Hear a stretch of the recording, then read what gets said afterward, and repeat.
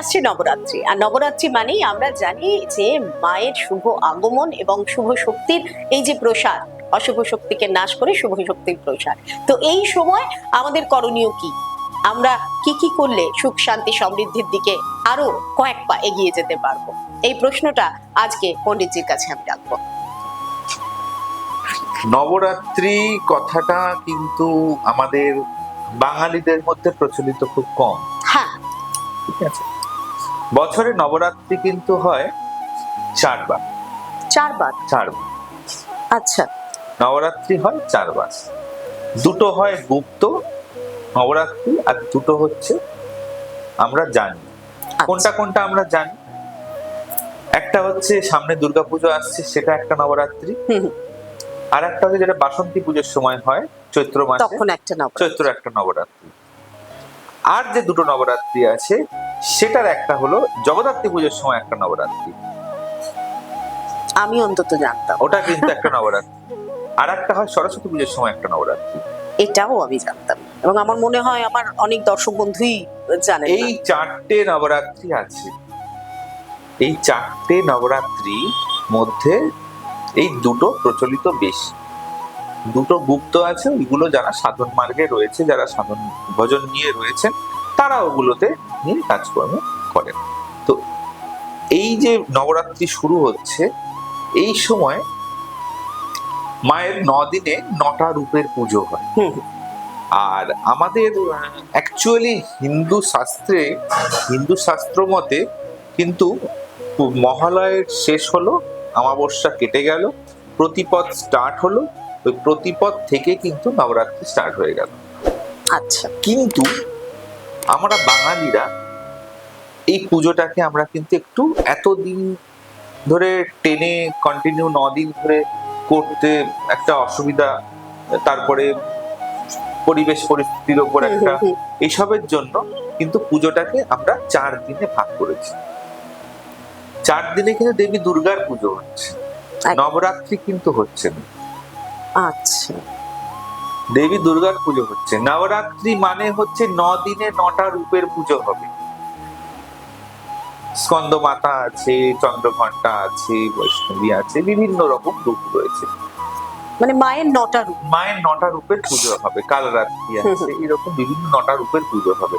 কিন্তু আমাদের যেহেতু প্রচলিত হিন্দু শাস্ত্রে যে এই পুজোটা অকাল বোধন।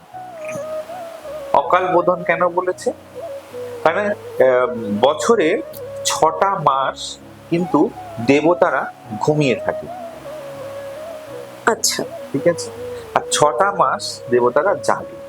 তো এই যে সময়টা যাচ্ছে, এই সময়টা কিন্তু দেবতাদের এখন ঘুমানোর সময়। আর দেবতারা ঘুমিয়ে ছিল বলেই কিন্তু অসুরদের প্রচুর প্রতিপত্তি বেড়ে উঠেছে, এবং এই অসুরদের প্রতিপত্তিকে নষ্ট করার জন্যই কিন্তু সমস্ত দেবতারা মিলে দেবী আদ্যা শক্তি মহামায়ার আহ্বান করেছে। তো আমরা সেই পুজোটাকে করি। আর একটাও প্রচলিত আছে যে অকাল বোধন। অকাল বোধন কেন বলেছে? এটা কাল নয়, এটা দেবতাদের ঘুমানোর কাল। এই সময় শ্রীরাম তাকে আহ্বান করে তাকে জাগিয়ে তুলে, মানে অকাল বোধনের যুদ্ধ করার জন্য রাবণের সাথে তার পুজো করেছে। এই হচ্ছে দুটো কারণে আমরা পুজো করি। এবার এই নবরাত্রির মধ্যে পুজোটা শুরু হচ্ছে আমাদের বাঙালিদের মধ্যে পঞ্চমী থেকে। পঞ্চমীতে দেবীর বোধন হয়, ষষ্ঠীতে কল্পারম্ভ পূজা এবং বোধন, অধিবাস, আমন্ত্রণ, এইগুলো হবে সব ষষ্ঠীতে। পঞ্চমীতে দেবীর বোধন, সপ্তমীতে দেবীর কলাবউ স্নান, অষ্টমীতে অষ্টমী পুজো এবং অষ্টমী নবমীর সন্ধিক্ষণে সন্ধি পুজো। নবমীতে দেবীর পূজা, নবমী পূজা এবং আরতি, হোম, এগুলো হবে। দশমীতে বিজয়া দশমী। নবমীর দিনকেই কিন্তু হোমটা প্রশস্ত। এটা কিন্তু সবার ক্ষেত্রে, কি হিন্দু কি বাঙালি কি অবাঙালি, প্রত্যেকের ক্ষেত্রে। হিন্দুদের মধ্যে নবরাত্রির মধ্যে ওরা 9টা দিনই পুজো করে, আর হোমটা হয় কিন্তু নবমীর দিন রাত্রি। আচ্ছা। এবার এই নবরাত্রিতে কি করবে? নিজেদের উইশ ফুলফিল করার জন্য, নিজেদের উইশ ফুলফিল করার জন্য যারা নবরাত্রি করছেন তারা 9 দিন করতে পারেন। যারা নবরাত্রি করছেন না তারা পঞ্চমী থেকে দশমী, নবমী অবধি, পঞ্চমী থেকে নবমী অবধি এই কদিন করতে পারেন। কি করবেন আপনারা? প্রত্যেক দিন মাকে একটি করে পদ্ম অর্পণ করুন।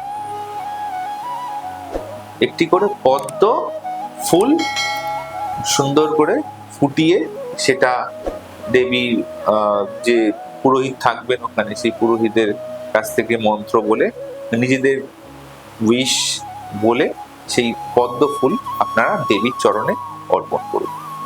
এটা পঞ্চমী থেকে করতে পারেন, দেবীর বোধন যবে থেকে শুরু হলো তবে থেকে করতে পারেন। যারা 9 দিন করবেন তারা প্রথম দিন থেকেই করতে পারেন।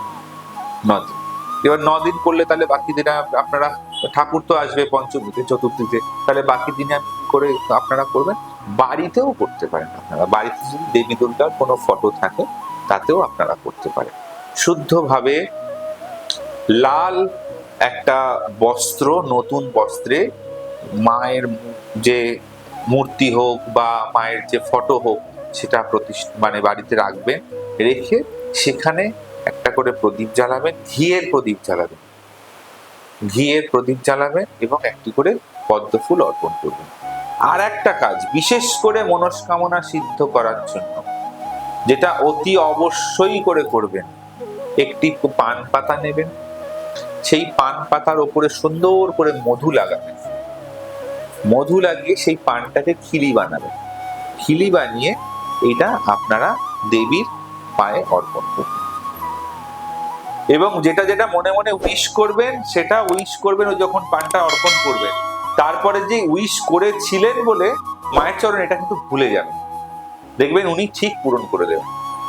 কিন্তু যদি মনের মধ্যে এটা রাখেন যে আমি এই উইশটা করেছি, এই উইশটা আমার ফুলফিল হবে, তাহলে কিন্তু একটু মুশকিল আছে, দিয়ে ভুলে যাবেন। মানে ব্যাপারটা হবে আমি আমার উইশটাকে তোমার চরণে অর্পণ করে দিলাম, সেটা ফুলফিল হওয়া না হওয়া সেটা তোমার ওপর ছেড়ে দিলাম, আমি তুমি দেখে আমাদেরকে যা করার করবে। এই জিনিসটা কিন্তু করতে হবে। যদি এই জিনিসটা নবরাত্রিতে করতে পারেন তাহলে কিন্তু দেখতে পাবেন আপনাদের উইশ কিন্তু ফুলফিল হয়ে যাবে। আর একটা কাজ, নবমীর দিন অতি অবশ্যই করে বাড়ির যে কজন মেম্বার আছে প্রত্যেকের উদ্দেশ্যে নাম নিয়ে একটা করে প্রদীপ মায়ের সামনে অবশ্যই করে জ্বালাবেন, ঘিয়ের প্রদীপ মাটির পাত্রে। আর কি করবেন, দেখা গেল কারুর বাড়িতে 9 জনের কম মেম্বার রয়েছে, তাহলে বাড়ির যে কজন মেম্বার রয়েছে তাদের উদ্দেশ্যে, তাদের নামের মঙ্গলের কামনার উদ্দেশ্যে মায়ের কাছে একটা করে তো প্রদীপ জ্বালালেন। সাপোজ মনে করুন আপনার বাড়িতে 6 জন মেম্বার রয়েছে, 6 জনের উদ্দেশ্যে 6টা প্রদীপ দিলে নাম করে করে তাদের মঙ্গল কামনায়, বাকি আরো 3টে প্রদীপ এক্সট্রা দেবেন, তাহলে টোটাল হলো 9খানা প্রদীপ। এবার যদি মনে করুন কারোর বাড়িতে 12 জন 15 জন মেম্বার রয়েছে, 9টা প্রদীপ তো তারা অবশ্যই করে আলাদা করে দেবেন, তা বাদ দিয়ে বাড়ির মেম্বারদের উদ্দেশ্যে প্রত্যেকের উদ্দেশ্যে একটা করে প্রদীপ প্রত্যেকের মঙ্গলের জন্য মায়ের সামনে দেবেন। এবং সেটা কখন দেবেন? দুটো সময়, এক হচ্ছে অষ্টমী নবমীর সন্ধিক্ষণে সন্ধি পুজোর সময় দিতে পারেন, আর একটা নবমীর দিনকেও দিতে পারেন, নবমী পুজোর সময়, হোমের আগে। হোমের মধ্যে যখন বেলপাতা পড়ে গেল বা হোমের মধ্যে যখন পূর্ণাহুতি পড়ে গেল তারপরে কিন্তু আর প্রদীপ দিয়ে কোনো লাভ হবে না।